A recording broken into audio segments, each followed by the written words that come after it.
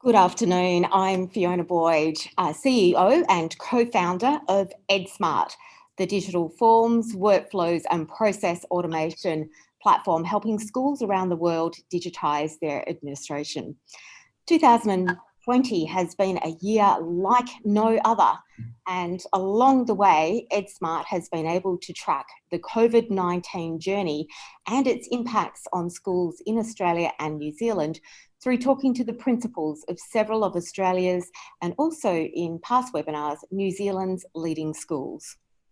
As many school leaders thank their lucky stars they got through or are nearly through the year, and others wonder how much more of this rapid change is in store for them, today I'm delighted to welcome to our panel, and firstly, Phillip, Heath AM, Principal of Barker College in Sydney, is going to be a little bit late, is changing location, but he'll be with us shortly. So Andy Muller is returning from, and Andy is the Principal of Scotch, Oakburn College in Launceston, Tasmania. Both Phillip and Andy return for this third webinar. So welcome to you, Andy, and we'll welcome Phillip in a moment. Thank you, Fiona. Welcome, everyone. And I'm very happy to say that also joining us is Bradley Fry, Principal of Tintern Grammar in Melbourne, who can give us a Victorian view on this experience this year, which we've lacked so far and we felt very bad about. So welcome to you, Brad. You're going to fill in the gaps. Thank you very much, Fiona. Looking forward to it. And Edna Galvin, Principal of St Monica's in Cairns, a school that is part of the Cairns Catholic Education Office. So Edna's going to be able to give us a perspective from far north Queensland. Welcome, Edna. Thank you very much, and really looking forward to discussing it from far north Queensland perspective. In the last 10 minutes of this webinar, to everyone who's participating today, we'll have a Q&A, but do feel free to send your questions through the chat box, or in fact the Q&A box as you go. If the principals have a response, they're welcome to respond as we go, and any that you don't get to, we'll leave over to the Q&A at the end. And if we have a number left over, we'll amalgamate the responses from all the principals here today and send those through to you after the webinar with a recording. So firstly, Brad, how quickly, what I want to do is bring everyone up to speed with Tintern Grammar and St Monica's, because we haven't heard from you yet, and to find out how quickly did Tintern Grammar have to get ready for online learning and remote working this year? It was quite fast, Fiona, I think it'd be fair to say. So through the middle of March, we became aware of we thought a very high likelihood we had an emergency management team as COVID started to become more apparent that we created, and that group felt that there was a very high likelihood of us having to move to learning off campus, probably the end of the second week in March. By the end of the third week in March, we were making preparations. We had done a trial day with our Year 10s off campus, and in the final week of term one, we did everybody from 3-year-old ELC to Year 12, we did a week off campus, which was both a trialling experience and a learning experience. And then we had 2 weeks of holiday, and then we were learning offline. So in terms of we tried to stretch the preparation period, but really it was probably only, you had to be ready to go at the end of term one. So 3 weeks, absolute maximum, more like 2. It was fast enough. You had to wash through the problems really fast. And training the staff too. That was the biggest thing. Did you have much resistance from your staff? Because early in the year when this first started happening, not everybody thought it would go on all year. No, I don't think anybody thought it would go on all year. Certainly would have hoped not. There was a real feeling at our place of people getting behind what we had to do. And I'd say, you asked the question, was there any resistance? I would have thought there was active support universally. People recognised this was something we were going to have to do.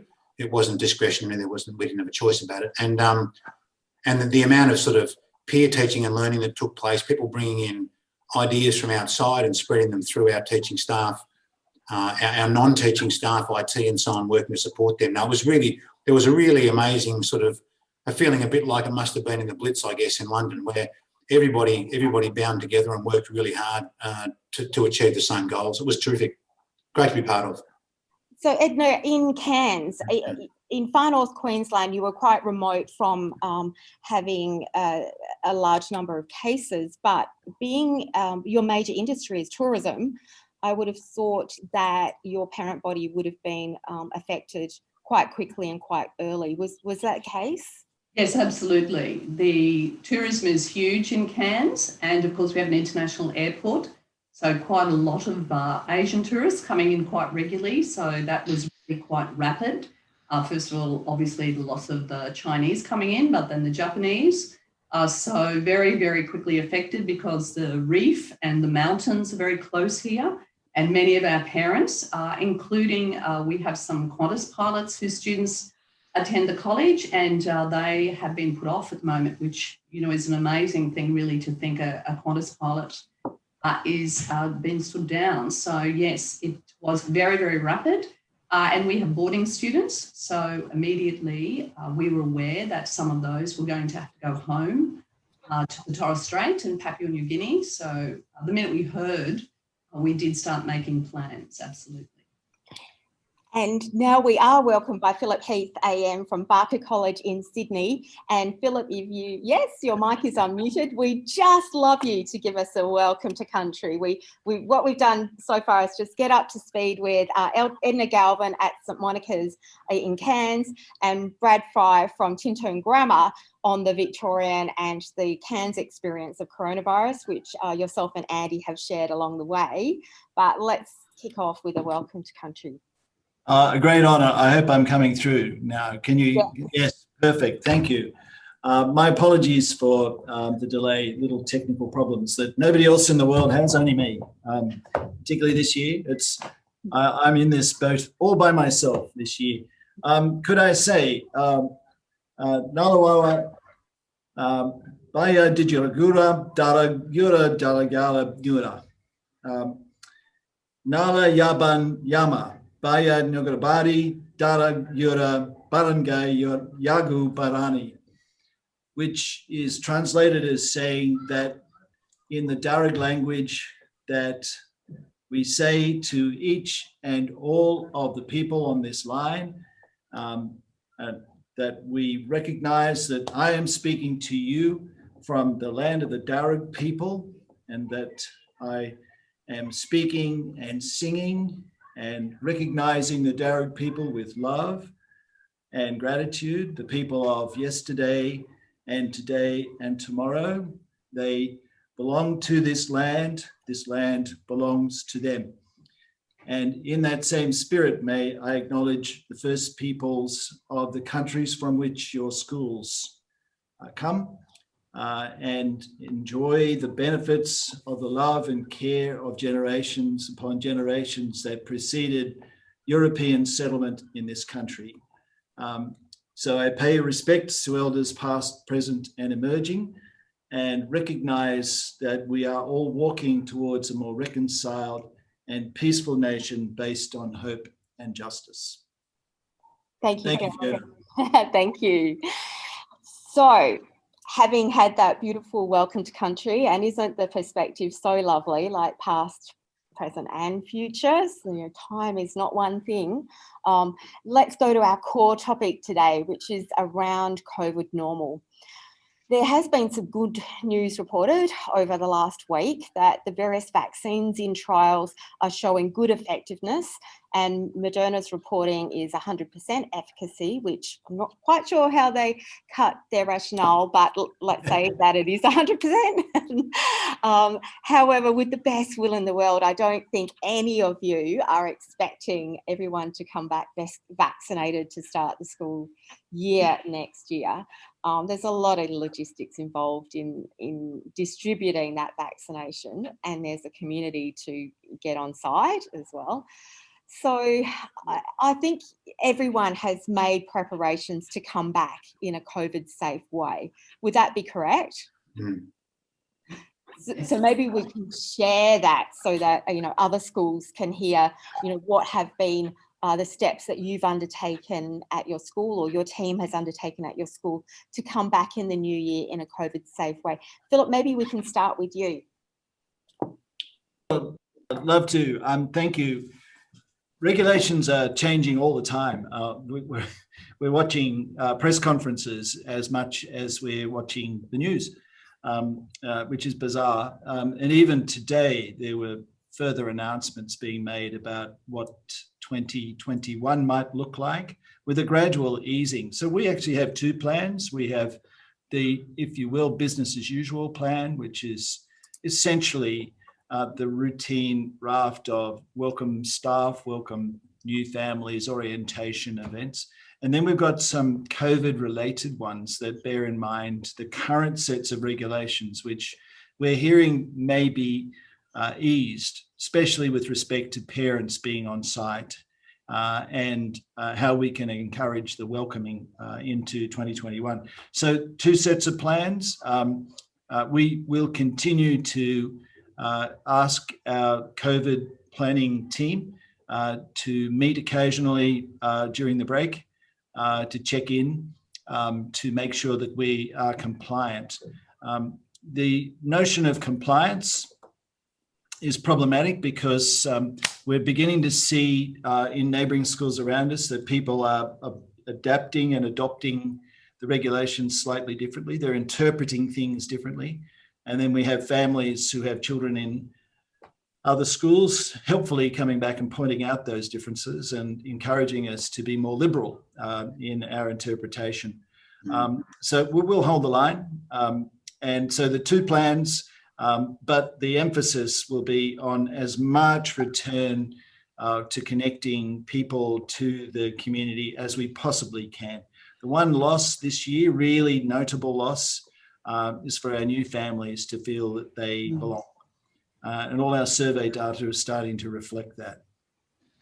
Thank you, Phillip. Bradley, maybe I can ask the same of you. How is Tintern Grammar going to come back in a COVID-safe way in 2021, given Victoria is the state that stayed under lockdown regulations the longest and has had to make the most drastic changes to how you deliver education?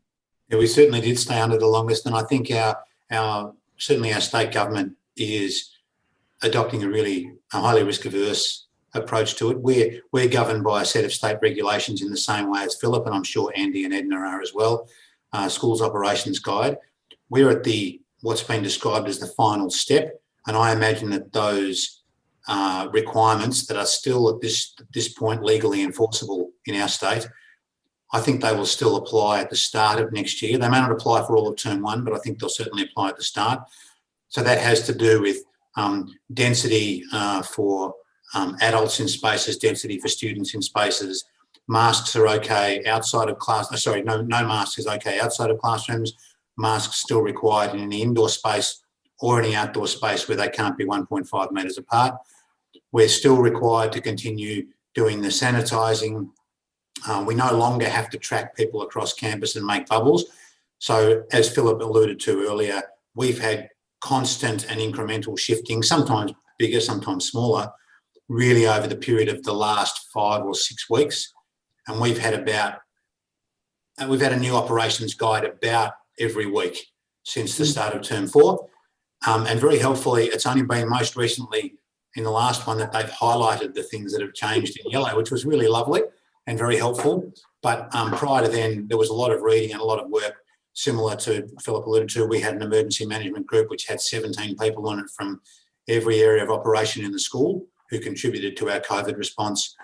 And the big thing for us is the COVID safe plan, which we're required to have, and ours has had to evolve as those regulations have evolved, which means that the senior administrative staff here have had to do a lot. But really it's about, we're now 33 days without a new case.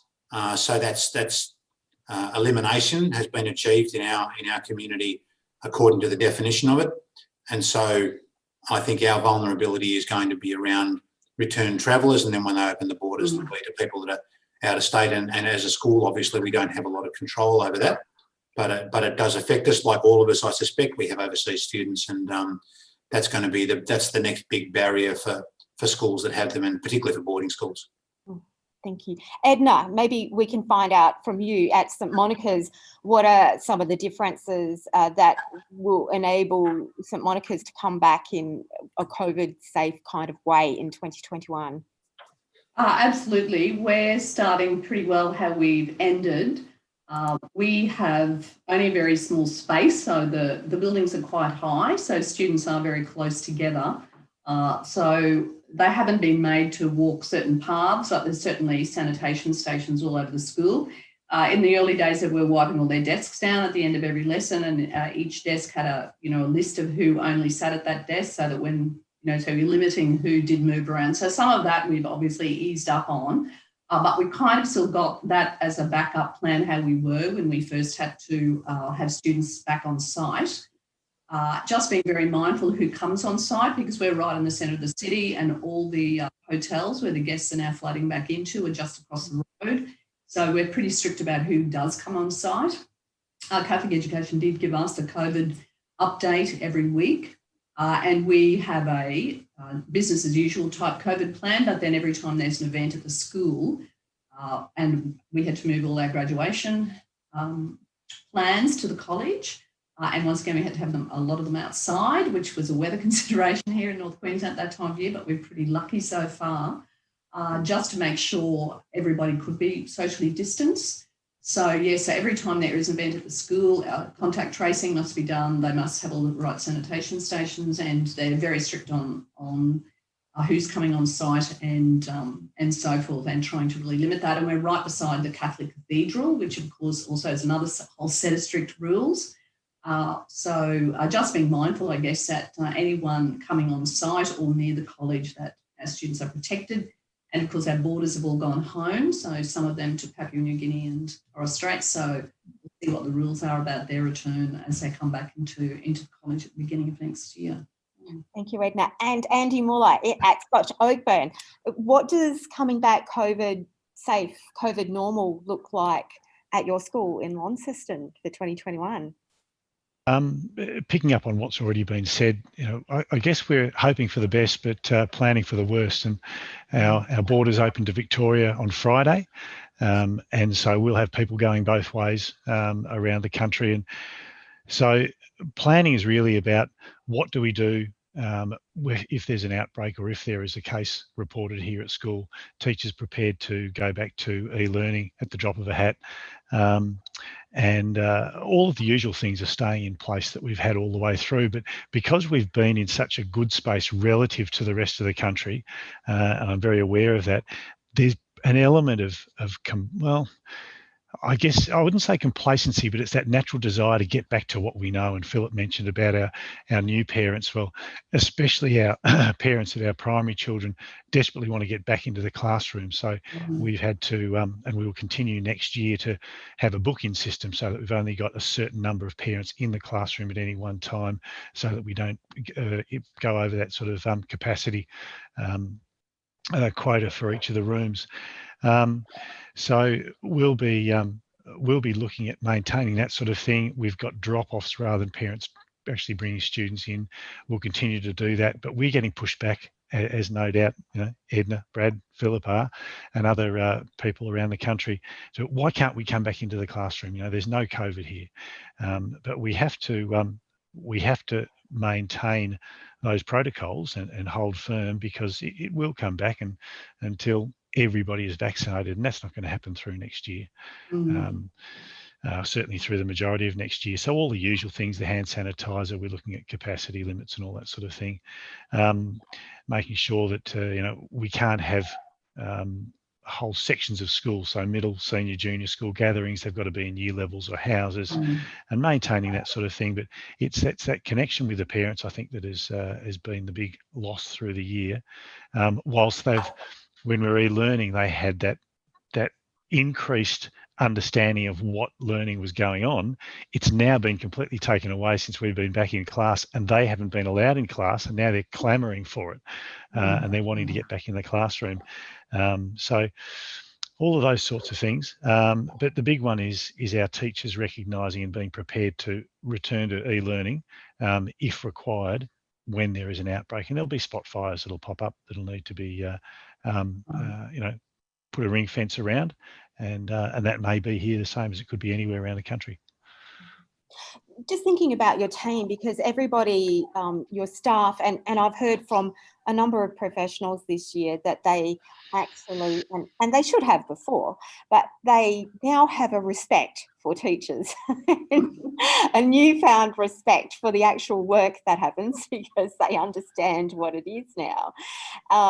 But I would suspect that your teachers and yourselves and your team is really quite fatigued, and yet you need to refresh and reboot and come back next year with a fresh set of tyres, let's say.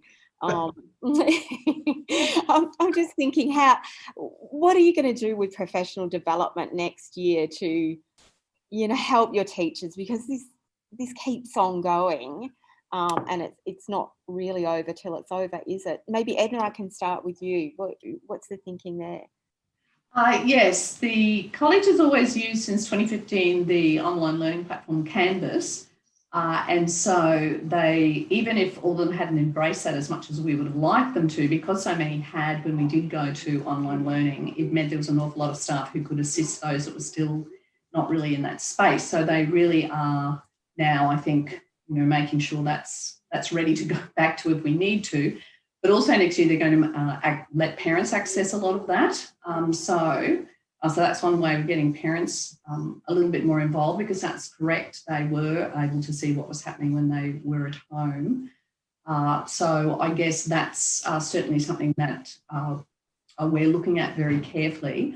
But also, I suppose, just being mindful now that when we do go back, that we're aware, as you've said, that it isn't the new normal. We are using, obviously, a lot of Zoom for PD, but I do think that actually, because so many of their conferences and PD and so forth were cancelled, I do think they're really looking forward to some face-to-face PD. I think, they've been very, very diligent, and part of it has been fantastic to be able to have that. But I think they really are now looking to maybe go to hoping that some conferences can be actually, really there in person, because at the end of the day, it can be a little bit, we all loved it when, we were able to do it, but I do think now they might be a bit zoomed out and to, some face-to-face PD, but certainly we're trying to, because as you said, they're exhausted, having won award ceremonies, we've had 6. So, just an example, and really complicated graduations to have everybody moving in the right direction, or limiting, as someone else was saying, you can only have 2 parents, whereas by the time they're in secondary, it's not unusual to have 4, or grandparents really involved. So yes, I think, yes, we will still be using Zoom, but we certainly are hoping some of our conference, we were to go to a Alliance of Girls School in Hobart, that of course got cancelled after speaking to our Tasmanian colleague, but, all of that, so important for teachers to have that kind of connection. Bradley, how about your team at Tintern Grammar? Do you think professional development will be more important than ever in 2021? I think it will be. One of the things that we've spent a lot of time on over the last 2 months, since the last part of term 3 and through term 4, has been about which bits of the remote learning experience and the Zoom-based life are things that we want to carry forward to 2021 and beyond, and which are the things that we want to leave behind.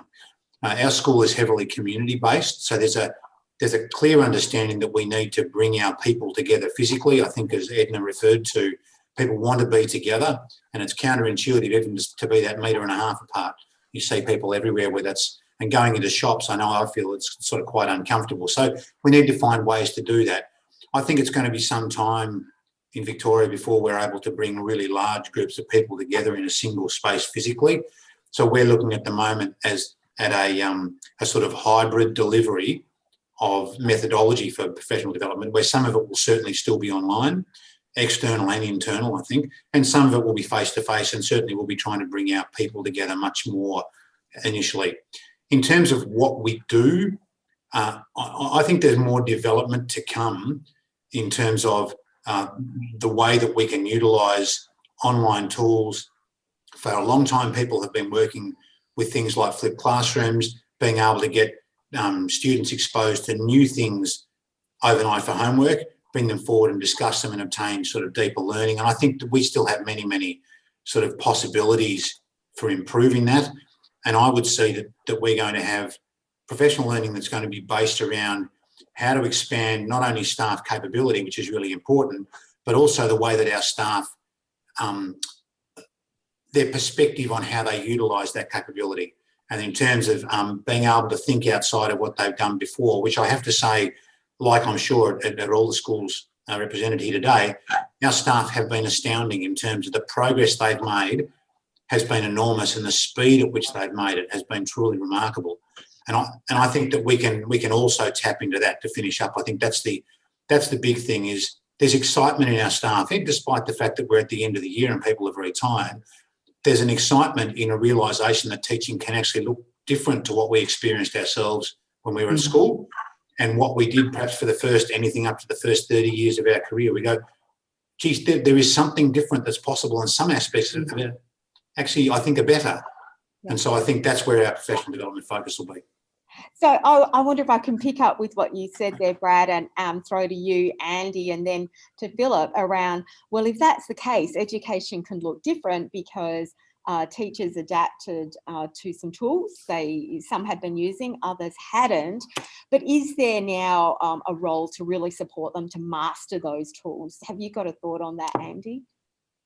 Yeah, as Brad sort of intimated, a number of staff have surprised themselves of how capable they are, I suppose, especially some of our staff who've been teaching very, very effectively and very well over many years. Something on, yeah, there's a different way of doing this.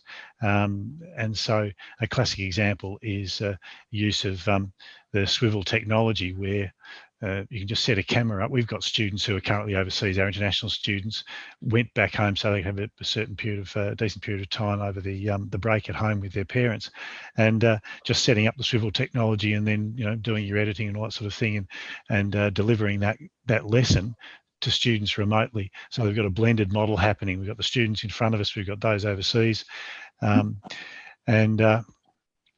so we've got our staff who are recognising that they are very, very capable, that when change is inevitable, that they can get on it and do amazing things and change what they're doing, and realise that education can be delivered differently. But then there's other certain elements that have come up as a result of this. So rather fortuitously, we started to look into our staff becoming qualified mental health first aiders just at the very start of this, and then obviously the importance of that and the need for that is just snowballed during the year. And so we're really pushing for all staff to not have a physical first aid, but also a mental health first aid accreditation there, so that they feel more comfortable talking to young people who've and even colleagues who've got a concern.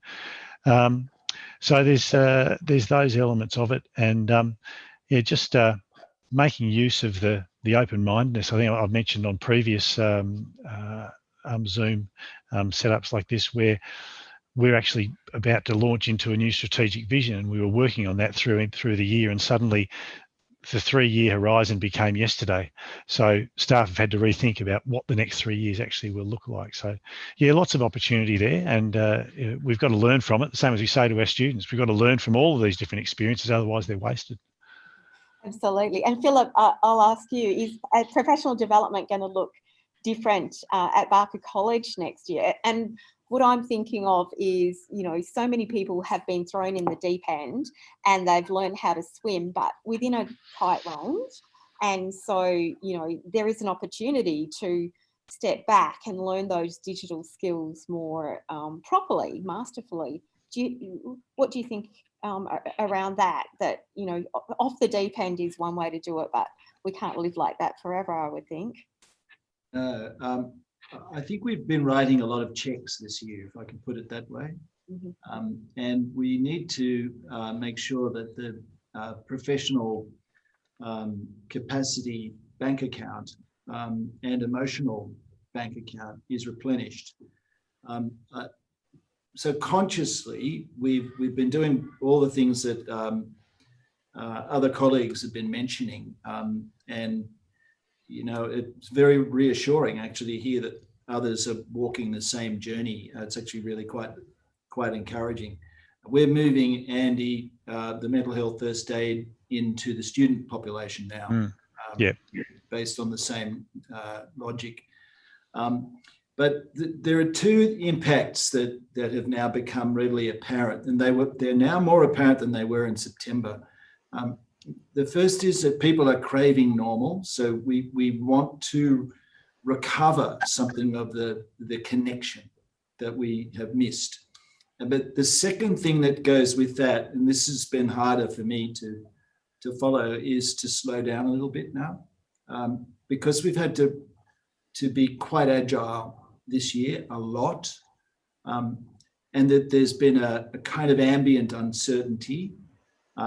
We would not allow a narrative of pessimism or a diminishment of the experience. It was just changing. It wasn't less than it was.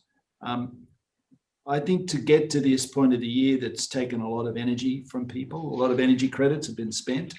We need to replenish those, and I need to slow down a little bit on the strategy. So 2021 is not going to look quite like we were wanting it to. So we're moving to a continuous reporting and a reform of the assessment agenda. We're going to slow that down a whole year. So while the technical skills are going to be supported and emphasised, mostly around celebration of capacity, we're actually going to deliberately pull back for a year. I hope I'm still able to exercise that amount of self-discipline by the middle of next year. And remember what I've just said, because I just think we've asked a lot of questions of our people this year. And the feedback is positive. The staff wellbeing surveys are positive, but they're craving more feedback from direct supervisors, more affirmation, more engagement with their day-to-day world, better resourcing around them to do what the school is expecting of them. And it's just prompted me to think that this year has come at a price. I can't assume that we'll all go away, have a jolly good Christmas, and life will go on again. I'm thinking there'll be echoes. And we're holding back a little bit. There's a time for everything, isn't there? And there's a season for everything. Yeah, and I think I've been noticing lately the term resilience. It worries me a little. I think it can be used to punish people in the sense that when they've been through a big year like this year, there needs to be some space to process that, and as a school community, that space to stay as a community, but to have acknowledged that you went through that. You don't have to keep going through more. Illustrating that a little bit further, when I say slow down, what we're actually going to do is form up cross-referencing teams across the staff. So we're still going to hold the big ideas, but we're actually going to pull back and say, I'm going to take 6 to 9 months with teams working on strategy and negotiating that through. So it won't feel like we're becalmed or in the doldrums, but that going to back up and allow more efficacy and agency by the teachers than you might have done this year, because this year was about top-down decision making that needed to be made by a group based on health and support and all those sorts of things. I've interrupted, sorry. No, that's wonderful. Can I say, because all of you, you're responsible to bringing together a school community, which is yourselves as school leaders and your leadership support, your teachers, its parents, its students, it's all of those allied staff and casual staff that extend beyond your permanent staff. And others beyond, and your board. Often, you report to a board, and I'm thinking, who in that group do you think is the most vulnerable at the moment, and who needs the most support coming into 2021? Is it the principals who've done this amazing job this year? If I can jump in, Fiona, I'd say that it's heightened the need for us as leaders to be looking after our staff, recognising that if they're in a good space, they will be able to care for the students to the best of their ability, and then our community comes along with us as a result of that. So it's just like so many things here, COVID has put a magnifying glass on a lot of things, and the need to look after our staff and recognise when they really are under pressure, whether it be through the changes that they've had to make, or just the fact that it's been a pretty tiring year. We need to make sure that we're looking after them. So, our greatest resource in any school. So they're the number one for me, and recognise that they will then look after our students. Thanks, Andy. Brad, who do you think needs the care and attention first in 2021? I think what Andy said is really true. The other thing that has emerged through the whole of this year for us has been that people can give an appearance of going reasonably well, and this applies to staff and students and families, members of the board and principals too, I'm sure. But you can give the appearance of things going along, and they're fulfilling their obligations, they're delivering their teaching or their support or whatever it might be. And it's hard for us sometimes, particularly people who want to be the person that you want them to be. They will continue to deliver sometimes to their own cost, and it's become difficult for us to really feel that we've got good eyes on all the people that we should have good eyes on and providing support for. And I think that's our biggest challenge is continuing to provide a positive response anytime somebody comes forward and sort of gives any sort of impression, I'm not travelling quite so well, because I don't think our industry, our profession is any different in that there is still, regrettably, some element of stigma for some people in coming forward and saying, I'm not really coping very well. And often you don't need substantial intervention, but you have to know that there needs to be some intervention in order to provide some intervention. That's the hard thing. And so I think the challenge for us is, as Andy said, but also to be able to more finely grain our understanding of how our staff and our students and our parents are going. And that's about giving people reason to believe in and trust the community, the sense of community, the support that they'll get, and an absence of judgment, just an open hand and a pat on the back in a metaphorical sense that will enable them to get themselves back to where they'd like to be. I think that's our biggest challenge. Edna, what would you say? Is it staff for you as well? Absolutely. As you may or may not be aware, there's a biggest change in senior education in Queensland this year for 40 years. And so there was enormous stress with students and parents and staff around that. And obviously then as COVID came in and they had to change it, so the assessment had to be changed, the timelines changed, all the COVID plans put in place obviously for their exams. So it became incredibly stressful, but I think the staff worked incredibly hard. I would actually say the year 12s who finished went out the door quite calmly, whereas our 11s who feel that they never got to see what the new system is because so many changes came in. I would say out of the students, year 11s are probably the ones that, now going into 12 who were, their welfare is a little bit of a concern. I think they are quite stressed. And I would say the senior teachers, because I think they were very ready for this change. And then they felt like, they were just playing catch up the whole time about how was the assessment going to be worked out. And also they were teachers that were very involved in that final assessment and meeting on panels. So shift there, even though a huge amount of them are obviously markers and very involved in the whole process.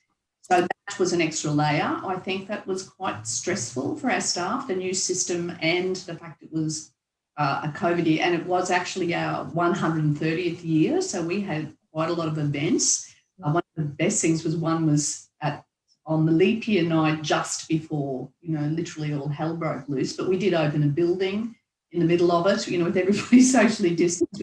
The photos now, it looks weird. I think Phillip, Heath at Barker College opened the building as well. People doing, I can see people looking back in the future. But we were trying to make everything as normal as possible. But I would say yes, and we've had little things, like try to get the coffee van, pay for the coffee van to come and everyone get a free coffee, or put breakfast on for some staff that are coming in early. They're only little things, but just trying to say we are acknowledging that, you're really working very hard. And some of you are, running out of energy at this point in the year. Yeah. And Phillip, who would be in your community the people that you think need care and attention starting next year? Yeah, I would support all the things that my colleagues have said, and not wanting it to be binary or either or, but I would probably add, running a close second, the families of key milestone years.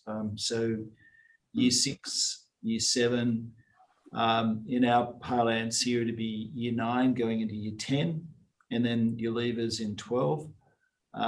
Your orientation of your little ones and their families coming in. The parents have felt the loss of the rites of passage and the milestone moments. And they've taken that much more to heart than I was expecting. Or if I'd have been predicting in March or April, I might have said parents would be grateful for anything. As restrictions have been eased, expectations have increased. And complacency isn't quite the right word, but there is a casualness that goes with the Australian temperament that we have landed at 20 odd days without infection. What are you worrying about? And then the sources of truth. So, one school's doing this, so you should be doing that, surely. And when you explain as best you can what the regulations in your mind are making it clear, or we don't have a facility big enough to have 1,000 people all in one room responsibly, there's adverse comparisons. Well, down the road at so-and-so they do. Yeah, okay, thanks. But what's behind that is the yearning to connect and to celebrate their child. So we have a little ceremony here that involves the year 6 children walking up the hill and into the chapel, and it's by custom they walk through a tunnel sort of guard of honour of students and parents to leave year 6 and go into 7. Many of us have similar things. We've had to scale that down. That was the most controversial thing of the year, to try to work out how to do that without the sense of loss and regret. So drilling down a little bit further, it's the parental connection with each other and with the idea of being at a school, that you don't enroll in a school, you join it, you belong in it. It becomes part of your family narrative, and the denial of any elements of that is a regret to people. So looking at how we might respond next, we'll have that partly in mind. But that's not to suggest that anything my colleagues have said now I would diminish. I think you're absolutely right. Staff, if you care for the carer, other things start to fall into place, I think. And look, finally, I'm just wondering, in terms of everybody, schools are required to have an emergency management plan. And so you did have a structure in place to deal with this, but it was that 1 in 100 years, type of emergency. What have you learned and what have you changed in those plans so that next time round that you would do X or Y that much quicker?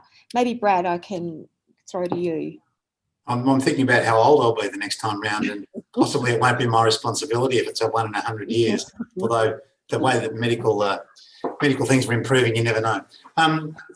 Look, a couple of things have occurred to me about the way that we manage things, and one of them was a key decision we made early, where we developed a communication philosophy, not a plan, but more a philosophy which was based on some guiding principles, and we maintained that all through the 9 months, and we're still using it now.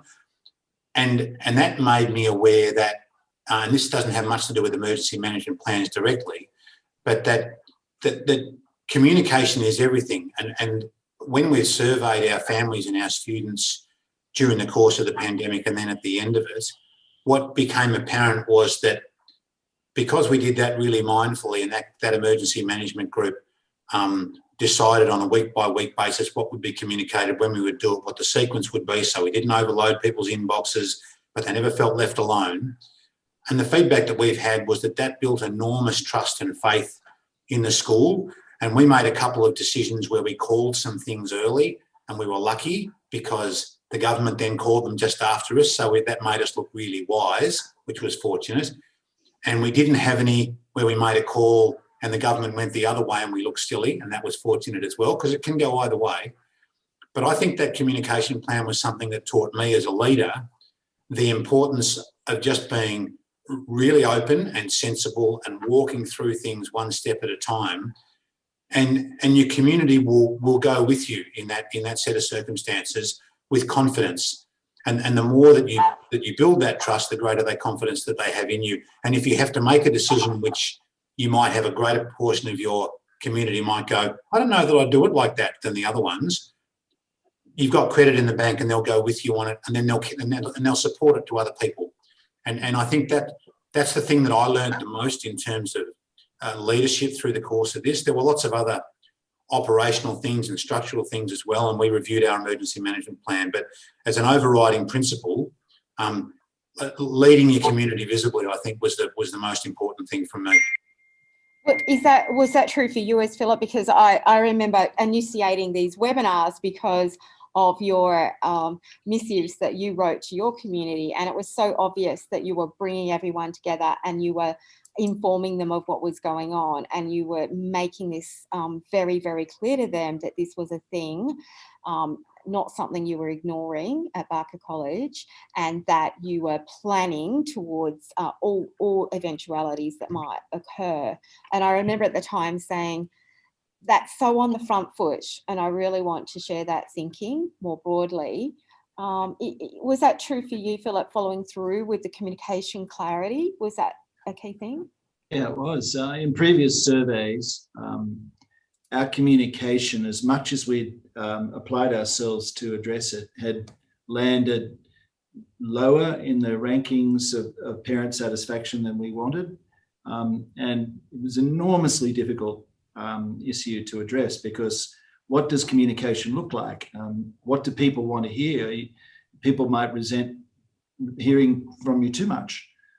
So to Brad's point, a single source of truth, judiciously given, not excessive. You don't want to hear a daily email, oh, this is what I'm thinking now. And then 10 minutes later, oh, this is what I'm thinking now. So be very, cautious about it. So we had to do that, and quite quickly, so that we had what is a source of truth? It's not WhatsApp. It's not the parent Facebook friends group. It's actually the information that we want to share. So we tried to move very quickly that way. I've spoken on camera far more this year than I've done in like ever. And are you comfortable with that? No, but it's become really an important part of and people have sent notes back saying, well, why didn't you put a transcript with that video? So I've only got time to look at this and I want to review it. And okay, thanks. That's helpful. I'll bear that in mind. If only we were that organized, I think leadership has been on trial. I think in any year it is, and I think conspicuously this year, for our political leaders, our health officers, institutional leaders, and the ability to not lead in the sense that saying, well, I know everything, and you don't. It's more about taking people through the narrative. What are you trying to do, and how is it logically consistent with this decision? So that, a somewhat skeptical group where confidence in institutions generally is relatively low, and trust is largely been eroded across a long period of time in all of our public institutions.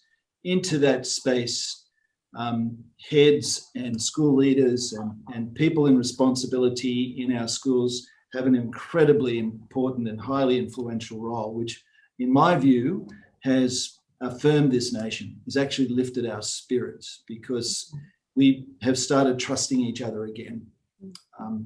And long may that remain. If there's a silver lining in this year, it's that one for me.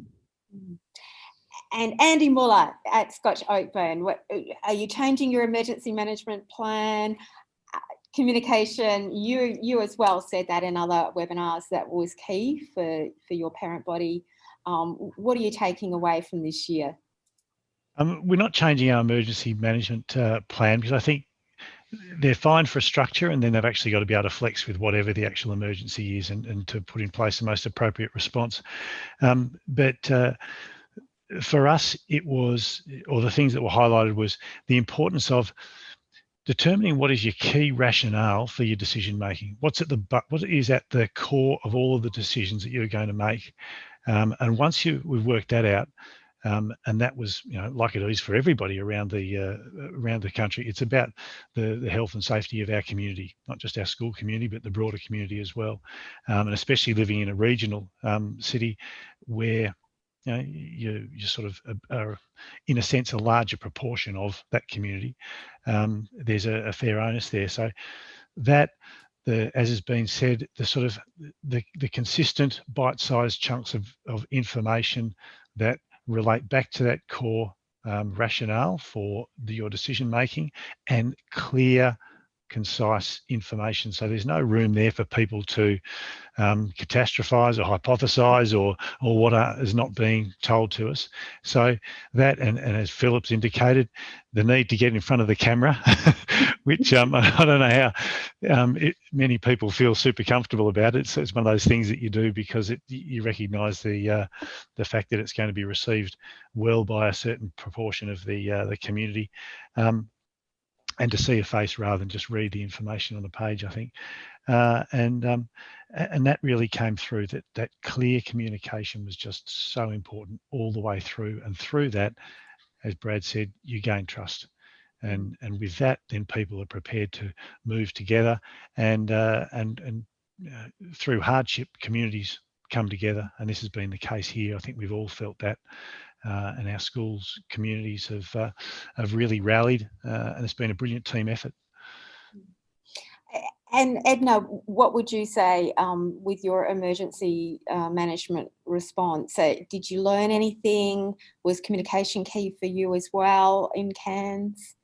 Absolutely. And I think sometimes we have plans and we really sometimes think that they'll rarely be used.